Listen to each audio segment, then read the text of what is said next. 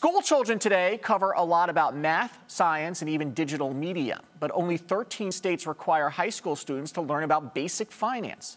Our personal finance contributor, Stacey Tisdale, talks with us this morning as we continue our series of financial literacy. So when I was a kid, and I don't think this is a normal childhood, I actually liked looking at the stock tables. You did. In the paper. That's another segment. It didn't particularly help me much in picking stocks. But most kids, I would say, don't do that. So what are they learning in these 13 states, for example? They're learning basic personal financial skills, and I think, you know, an interesting conversation to have is how quickly and easily kids pick this up. When you look at the norm, the Jumpstart Coalition put out a standard personal finance test. American students, high school students, got less than half of the answers correct. It was interesting. White students got, I believe, 52.5% of the answers correct. African American and Latino students between 41 and 45%. So what we're learning is that education is not translating into basic life skills. And they're not then learning it later in life because there appears to be a correlation with not knowing it in high school and then ruining your credit and having financial problems down the line. Yes, I was telling you about this. I saw a survey by a group of American universities that found that the average college student has 4 credit cards and at least $4,000 in credit card debt when they graduate. That's an unbelievable number. I know, $4,000 in credit card debt. Now add to that the student loan burdens, and you see what a disadvantage that our children are starting with. So I work so hard to get this job, I work so hard to get this diploma, but what it's coming down to, we're not teaching them. Is there this philosophy, though, right now in high school? Let's teach them about the liberal arts. Let's teach them philosophy. You get this in college a lot. You know, finance is real-world material. Is there a pushback, do you think, in the education system? There's just this weird space around money in general. I mean, people have an easier time talking about sex than they do about money.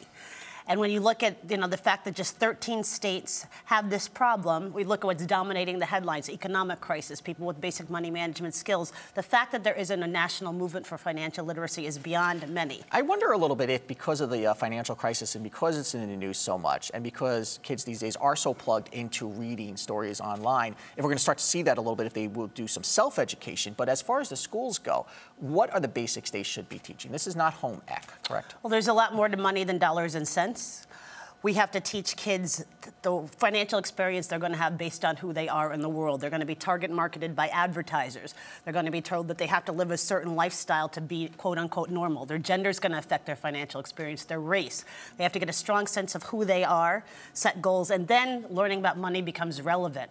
But I think what you're really touching on here is that while we wait for all that to happen in schools, it's so important that we have healthy dialogues at home, and people have to realize that they really need to be, parents need to be the role models their kids need them to be. It needs to start at home, like so many things. So whose responsibility is this, and what responsibility do the schools have? What do you want to see them learning in class? I want to see them learning basic personal finance. I want them coming out of school knowing the implications of having credit card debt. I want them to know that no matter how hard you work to get that good grade, 60% of every employer in the United States is going to look at your credit history to determine if they're going to hire you. So understanding credit history is important. And that's actually a really interesting stat, because most people think that your credit report is for applying for a home or credit cards.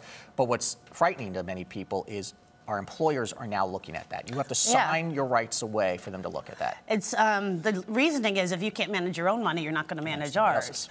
But when you teach kids personal finance from that kind of perspective, what do you want to be when you grow up? I want to be a doctor, I want to be a lawyer, whatever. Okay, so in order to do that, you're also going to have this basic understanding about money. And again, the schools need to support it.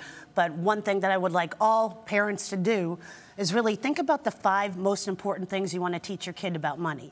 And as you think of those things, what is the most important thing I want my kids to know about money? What are the financial behaviors I want them to avoid? What do I want them to know about things like saving, debt, investing? And most important, what do I have to change in my life to walk the walk and be the role model that my kids need me to be? You need to lead the way. Create a plan. So what are some realistic things that kids can be doing to understand money? Well, it's interesting. You never start too young. Yeah. I was recently in Mississippi observing a program that was allowing really impoverished 3- and 4-year-olds to start saving money for college. And very impoverished area, the families could contribute, their contributions were matched. And what it did was plant in these kids' mind the expectation that they were going to go to college. And that wasn't there before. And research shows that kids who get that, they're 6 to 7 times more likely to go to school. But for parents, let's create some experiences. When your kid is that age, 3 to 4 years old, toddlers, have them save money in a clear jar so that they can watch it grow. And as I tell my son, he's brainwashed, what are the 4 things you do with money? Save, spend, share, grow. When they're preteens, you want to make sure that they have a savings account. Take them with you to the grocery store. We have $200 to spend today. Have them keep a running tab. Teenagers, expect them to have regular employment. Talk to them about things like taxes coming out of their paycheck, and make them live off that to some extent. You know, things that they want. And sit with them and help them watch you pay the family bills. It's all about experience, and it's constant. Okay, Stacey, thank you so much. Thank you. Stacey Tisdale, our personal finance consultant. You will be back here next week.